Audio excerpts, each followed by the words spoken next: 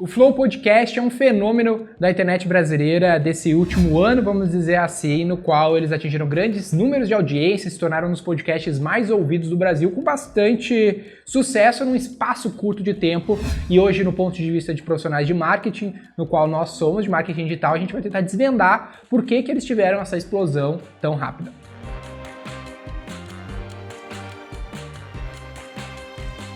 Podcasts, então, cada vez mais são um formato de conteúdo que se populariza, né? E é muito comum, e é o cenário do Flow Podcast, quando o podcast ele vem acompanhado do conteúdo de vídeo que contém o áudio que o podcast originalmente se propõe. Aqui na V4 Company a gente tem uma intimidade já com essa natureza, porque a gente promove há um bom tempo já, desde o V4Cast, agora com o Roy Hunters, uma produção de podcasts dentro da empresa com um objetivo específico que a gente tem aqui, né? Mas por que, Denner? Por que será que o Flow Podcast, nesse espaço, teve esse sucesso que a gente consegue atribuir notoriedade? Se a gente quisesse tentar fazer um formato, entender, tipo, existe um formato de sucesso por trás do podcast ou é um mérito exclusivo do nada que os caras conseguiram ter esse sucesso? Dá pra dizer que existe sim um formato, eles mesmos colocam como uma grande referência para eles o Joe Rogan, né, um podcast bem famoso, um dos maiores podcasts do mundo, foi vendido por Spotify por mais de 100 milhões de dólares recentemente para ter lá o podcast exclusivo na plataforma.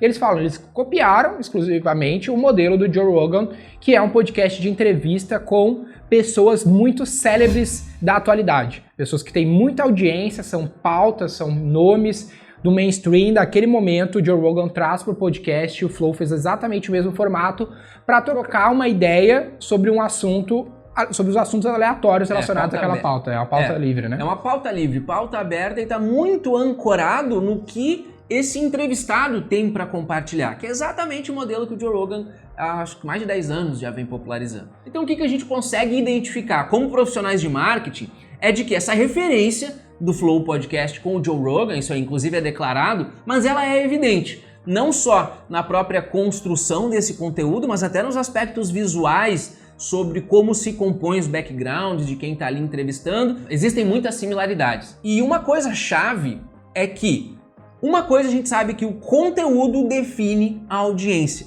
Então, muito do resultado de audiência que a gente pode ter e que a gente consegue identificar no Flow, ele é justamente ancorado no following que esse entrevistado tem. E isso é o que a gente consegue atribuir que colaborou demais para o crescimento do podcast nesse último período. Um dos grandes méritos que eles têm, com certeza, é conseguir ter acesso a essa personalidade, porque a personalidade que está em evidência ali no programa, ela traz muita audiência. Então esse é o grande lance, escolher a pauta, escolher a personalidade certa e ter acesso a ela é um dos pontos chaves do sucesso desse tipo de programa. E não é novidade, na TV tem muitos programas desse gênero. O The Noite, por exemplo, é um que estourou recentemente, porque ele faz o mesmo formato. O Jô Soares, por anos, fez o mesmo formato, pega uma pauta, uma personalidade que tem muita evidência e fala, ela vai estar lá hoje, e essa é a primeira parte do formato, a pauta. Outro é você trazer um novo ponto de vista que quebra o padrão e gera algum tipo de polêmica ou chamar a atenção. Então, o mesmo modelo de fazer aqueles cortes do Flow que vocês devem ter visto no Brasil, o próprio Joe Rogan faz a mesma coisa nos Estados Unidos, que é, ele pega e traz aquilo um assunto polêmico, o fulaninho falou isso, daí o fulaninho que tu conhece falou aquilo que tu não esperava. Aí isso quebra o teu padrão, chama atenção e consegue atrair audiência, cliques para aquele formato do podcast. E até se a gente tem o conteúdo original do podcast, ele vira vários outros inserts de conteúdos menores, tensionando esses aspectos que o Denner comentou, e a gente vai ver que no cenário de comunicação, as coisas nem sempre são realmente novas. E quais são os aspectos de novidade? Bom, a gente falou esses programas de televisão que ancoraram esse cenário de entrevista. Então, na televisão, a gente não tem a liberdade de formato longo, como houve e como existe no cenário de podcast. Então são entrevistas longas, 2 horas, 1 hora e pouco, e isso dá uma oportunidade também do entrevistador poder tensionar questões mais sensíveis que vai gerar essa possibilidade de polêmica ou de quebra de padrão conforme a gente publica esse conteúdo. Um programa tradicional também que dá para fazer identificar as mesmas características é o Pânico na Rádio. O Pânico na Rádio já tem esse formato mais longo, é a mesma lógica, pega uma pauta, um indivíduo em evidência e tenta trazer pontos de vistas que aquela pessoa não tinha sido abordada ainda publicamente. E uma das grandes chaves desse tipo de programa é tu escolher as personalidades entrevistadoras também que tenham um perfil... Uma habilidade de poder provocar essas exatamente. Então, o próprio Pânico na Rádio, quais são as personalidades que estão ali, aquilo ali custa muito, né? Escolher a pessoa certa, achar a pessoa certa, depois manter ela no programa como um entrevistador, como uma personalidade do programa, é um ponto-chave do sucesso. Isso é um grande mérito dos dois indivíduos ali que fazem o host do programa, que eles têm essa habilidade aí de conseguir tirar o melhor ou tirar os pontos-chave do entrevistado para conseguir gerar um programa interessante para quem tá ouvindo. A verdade no iCrua é de que sim, existe bom mérito do pessoal do Flow. Existe um talento, uma arte nesse aspecto, né? Exatamente, existe essa qualidade para eles conseguirem chegar nesses indicadores de resultado. O máximo do formato, né? Que é um formato consolidado, mas tu precisa ter o indivíduo certo para espremer o máximo do formato, que não basta ter só o formato, tem que ter também a arte e o talento do indivíduo ali. Exatamente, comparando com outros podcasts, a gente vê que a própria possibilidade da audiência, ela se define na própria proposta do formato, né? Eu citei no início do conteúdo os podcasts que a V4 fez.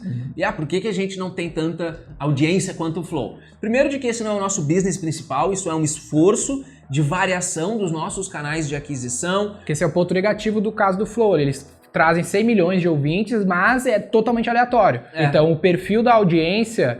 Eles não vão conseguir ter um perfil seleto de pessoas que tenham perfil X de consumo e que tenham um nível de engajamento Y com os caras. Eles vão conseguir audiência. Exatamente. Aí eles vão viver de anúncio, por exemplo, de AdSense. O que 3, 4 clientes da V4 pagam por mês para nós, eles precisam, é o máximo que eles conseguem tirar de AdSense. Então, tipo, para conseguir chegar, sei lá, 100 mil reais de AdSense, eles precisam de muita audiência. A gente precisa de, cara, 3, 4, 6 clientes nossos vão trazer 100 mil reais para nós, porque é um outro modelo de negócio. Então, uma coisa é viver de audiência, outra coisa é tu ter um produto que tu precisa chegar em players específicos para vender esse teu produto. Então, esse é um cuidado que tu tem que tomar. Às vezes a gente vê empresas querendo construir muita audiência, só que essa audiência não compra o produto que ela vende. Então, às vezes é melhor tu ter menos audiência, mas a audiência certa. Então, várias vezes a gente se pega nisso. A gente vai fazer um conteúdo para ter audiência, não é o nosso game. A gente tem que ter o conteúdo para trazer a audiência que compra o nosso produto, que não é barato. Exatamente. E a gente utiliza isso como uma fonte de aquisição da prestação de serviço, diferente do que, como o Denner falou, esse modelo de viver da mídia, né? Que é o modelo de mídia, ser um veículo. Exatamente. Eles são um veículo, eles são um programa. Exatamente. E um programa muito bom, muito competente, que está atingindo esses indicadores aí, que gera essa pauta para a gente poder analisar esse cenário também. Esse foi um programa diferente, que a gente quis trazer o nosso ponto de vista como profissional de marketing digital, para você que às vezes não tinha se ligado como é que isso acontece, é do nada e tudo mais, daqui a pouco quer criar alguma coisa nessa linha, entender um pouco que existem formatos, existe um pouco de ciência com um pouco de arte por trás desses formatos de programa, e aqui tá algumas dicas de como a gente acredita que eles fizeram isso. Se você acha interessante que a gente analise outros cases de sucesso do mundo do marketing e da comunicação, coloca aqui na descrição, também na descrição não, nos comentários. E a gente vai estar de olho nisso para produzir esses mais, próximos conteúdos que a gente faz aqui no Verdade no iCrua. E se você tem uma empresa hoje que tem desafiado esses canais de aquisição e vê na internet uma possibilidade de estruturar um processo de vendas, a V4 Company é a solução que tu precisa. Como? Entre em v4company.com, preencha o nosso formulário, os colegas aqui vão te retornar esse contato e discutir contigo se existe como a V4 Company colaborar e como a gente pode fazer isso. É isso aí. Se você tem vontade de trabalhar prestando serviço de marketing de maneira profissional como nós fazemos, dá uma olhada também na franquia da V4 Company, saiba como você pode atuar com os nossos clientes através do nosso processo. Sou o Denner Lippert, fundador da V4 Company. Eu sou o Daniel Grudzinski, Equity Partner da V4 Company. E o nosso negócio é vender o seu.